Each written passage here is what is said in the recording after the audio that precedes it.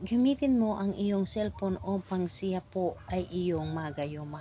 Hello mga guys, kumusta kayo? Panibagong araw, panibagong video na naman tayo. And sa araw na ito ay isa na namang video ang aking ituturo sa inyo na simpleng gabay o simpleng mamamaraan na makakatulong sa atin. At bago ang lahat, gusto ko lang mag-disclaimer sa mga taong hindi naniniwala at hindi gusto ang mga kagaya nitong video.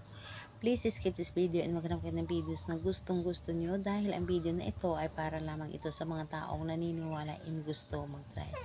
Sa lahat po ng mga nagko-comment po dito sa aking video dito sa loob ng aking channel, mag-ingat sa lahat ng mga nagre-reply sa inyo na dinadala kayo sa kilang WhatsApp, imo up upang makaiwas po tayo sa scam.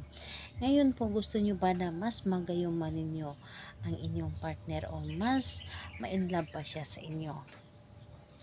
Gusto nyo ba na gawin natin ito sa kanya? Ito ay napakadali at napakasimple lamang, ngunit napaka-epektibo nito dahil isa ito sa aking mga ginagawa sa aking partner na para ba na hindi na siya titingnan pa sa iba at ako lamang habang buhay niyang mamahalin. So ito ay pwedeng mo itong gawin sa parehasang kasarian, babae ito babae and lalaki ito lalaki. Siyempre naman sa ating babae at lalaki na mag-partner. And dito po ang aking naibanggit lamang po ay ang ating gagamitin dito sa paggawa ng gayuma is yung cellphone lamang.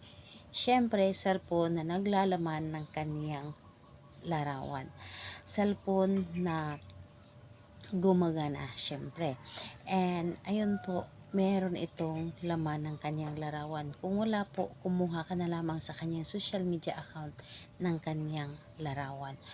And siguraduhin po ninyo na yung larawan na yun, ito ay clear photo po. So, dapat po ay clear photo po ang inyong nakuha. So, kapag ready na, pwede mo na itong umpisan. And siguraduhin nyo lamang sa inyong sarili na hindi kayo nagdududa sa inyong dapat na gawin. Dapat po ay siguraduhin ninyo na buo ang inyong loob, tiwala at paniniwala sa paggawa. Dahil sa paggawa natin ng isang ritual, dapat po ay alam natin sa ating sarili na buo ang ating loob. Dahil kapag ikaw po ay hindi buo ang loob at nagdududa ka sa dapat mong gawin, and kailangan po talaga na yung tiwala mo, pinaka number 1 po ang tiwala po natin dito kapag tayo ay gumagawa ng mga ganitong pamahiin. So ayan po, kapag ready ka na, pwede mo na itong umpisahan. Ang gagawin mo lamang dito sa cellphone na ito, buksan mo ang cellphone at hanapin mo ang kanyang larawan. Titigan mo ito ng 3 minuto. Yes po. Titigan mo ito ng 3 minuto na may buong pagmamahal. Yung with feelings, yung pagkatitig mo sa kanyang larawan. Para bang magkaharap kayo sa isa't isa. So, sa pagtitig mo dito ay habang tinititigan mo, nagbi-visualize ka.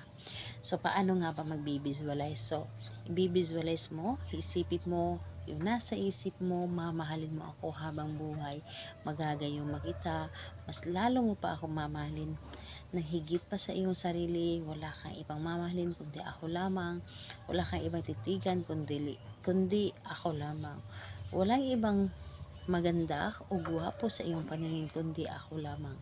Kahit sino pang lalapit sa iyo, ako lamang ang iyong mamahalin, ay hindi ka maaakit sa iba. So sabihin mo lahat yung nasa puso mo at sa isip mo. And dapat po nagtiwala ka sa inyong ginagawa o sinasabi. So pagkatapos mo sabihin yun, ihuli mo ang kanyang pangalan. Sambitin mo ng 3 ulit ang kanyang pangalan at apelyido. At siya po ay iyong halikan. Halikan mo ang larawan na parang siya yung hinahalikan mo ng personal.